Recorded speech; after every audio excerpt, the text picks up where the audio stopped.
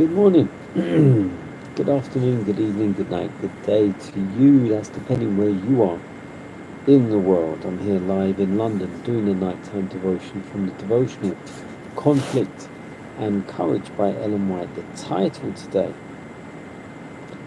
To Caesar. Acts 25, 10 and 11. I stand at Caesar's judgment seat, where I ought to be judged. For if I be an offender, or have committed anything worthy of death, I refuse not to die. But if there be none of these things, whereof these accuse me, no man may deliver me unto them. I appeal unto Caesar.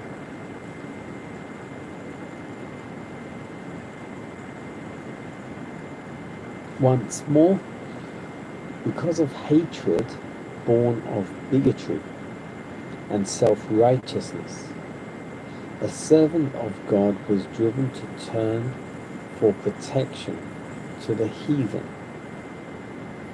It was this same hatred that forced the prophet Elijah to flee for succor to the widow of Sarepta.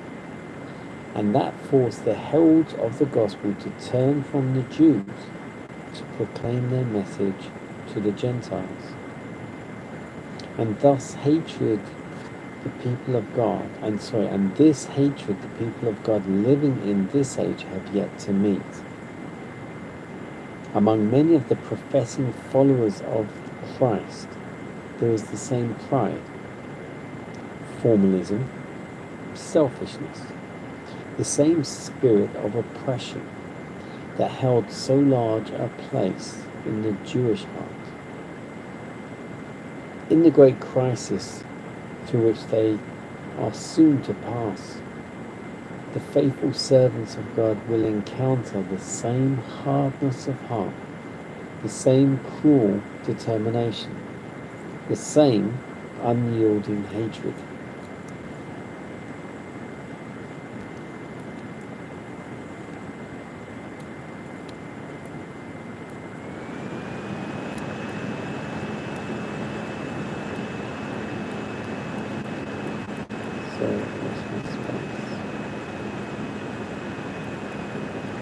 All who in that evil day would fearlessly serve God according to the dictates of conscience will need courage, firmness, and a knowledge of God and His Word.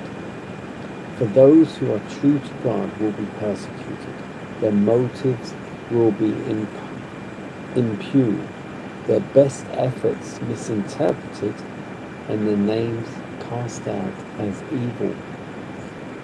Satan will work with all his deceptive power to influence the heart and becloud the understanding, to make evil appear good and good evil.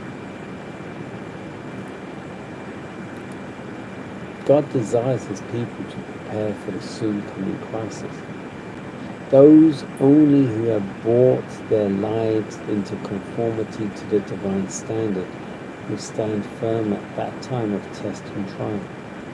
When secular rulers unite with ministers of religion to dictate in matters of conscience, then it will be seen who really fear and serve God. When the darkness is deepest, the light of a godlike character will shine the brightest. And while the enemies of truth are on every side, watching the Lord's servants for evil, God will watch over them for good. He will be to them as the shadow of a great rock in a weary land.